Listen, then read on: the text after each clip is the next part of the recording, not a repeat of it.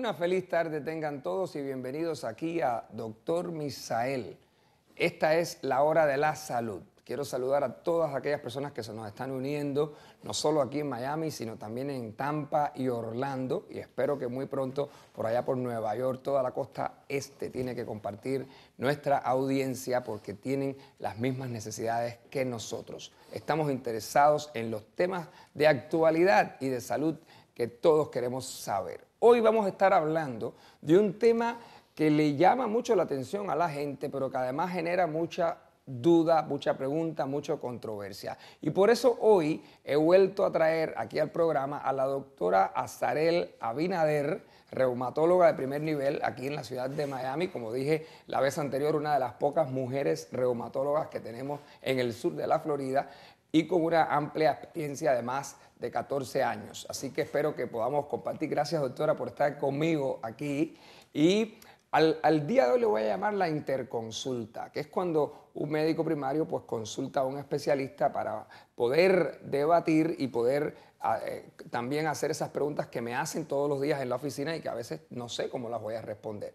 Vamos a entrar hablando hoy de osteoporosis. La definición es muy sencilla. Osteo quiere decir hueso, porosis, poros, el hueso poroso.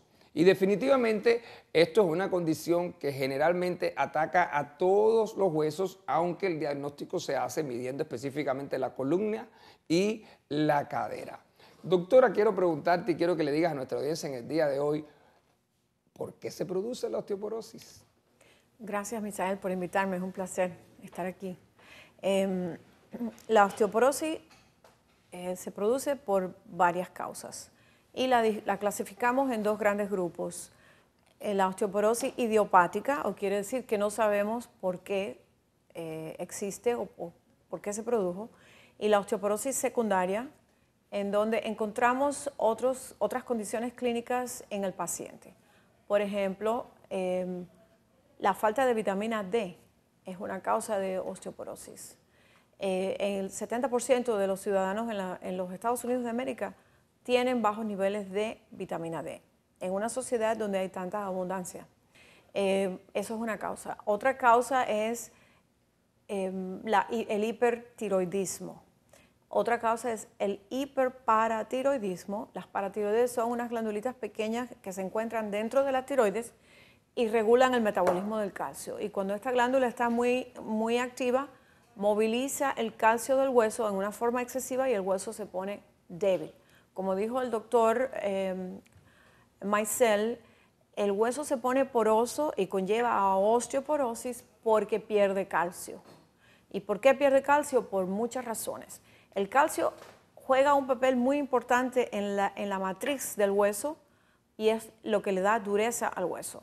El hueso tiene una matriz de colágeno y esa matriz se fortalece con el depósito del del calcio y otros minerales, pero primordialmente el calcio. Y qué bueno que dices eso, porque mucha gente cuando piensa en el colágeno como molécula está pensando en el colágeno que cuando se pierde de la cara nos empieza a arrugar. Pero también el hueso pues tiene una base de colágeno que es un tipo de colágeno óseo que es duro justamente por el depósito de las sales minerales, principalmente calcio.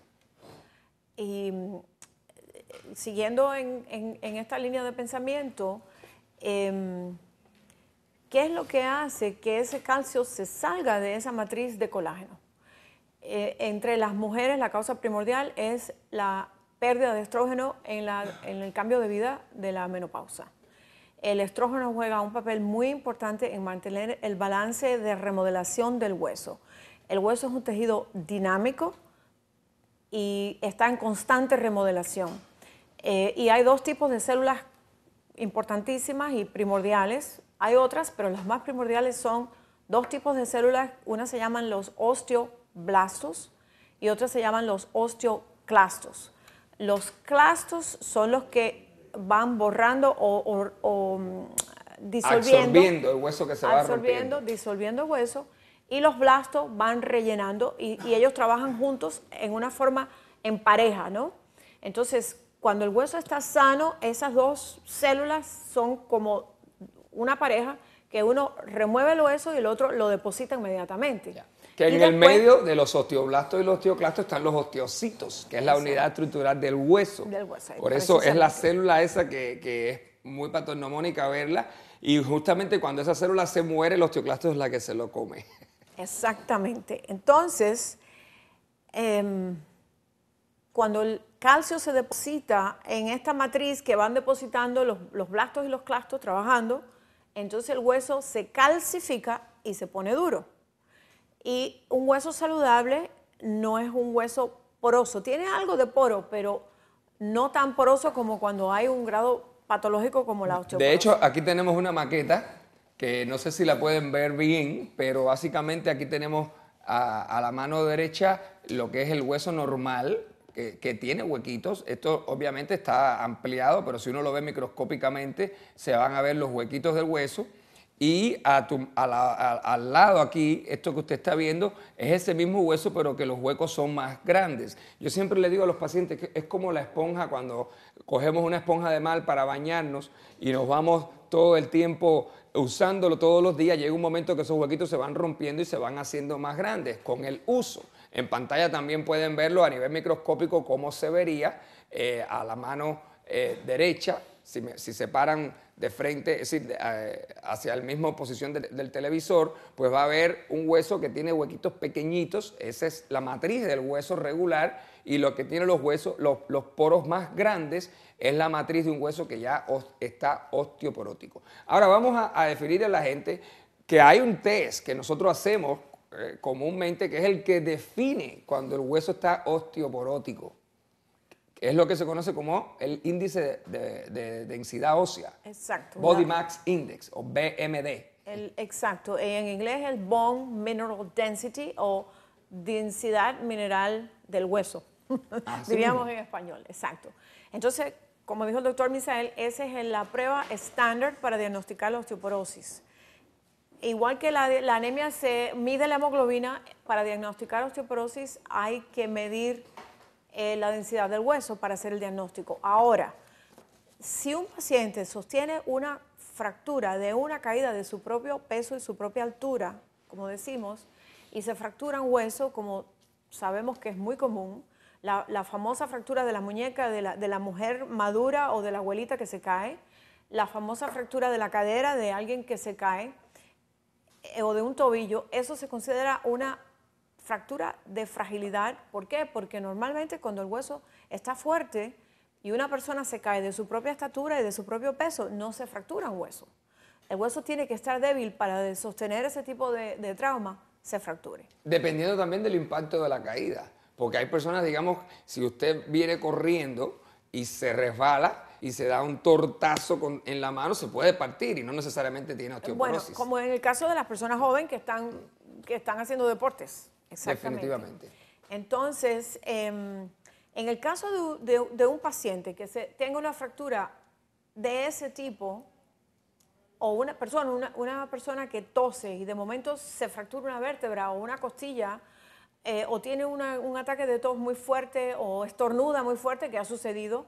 Por ejemplo, otro caso es una abuelita que va y saca una bandeja llena de algo muy pesado y se dobla y se fractura una vértebra. Inmediatamente ese paciente tiene el diagnóstico de osteoporosis, categóricamente. Aunque no tenga el examen hecho. Aunque no tenga el examen hecho y aunque la prueba de osteoporosis de osteopenia o de negativa inclusive. Y eso era algo que quería preguntarte para que nuestra audiencia sepa, porque muchas veces la gente dice, me acaban de diagnosticar con osteopenia.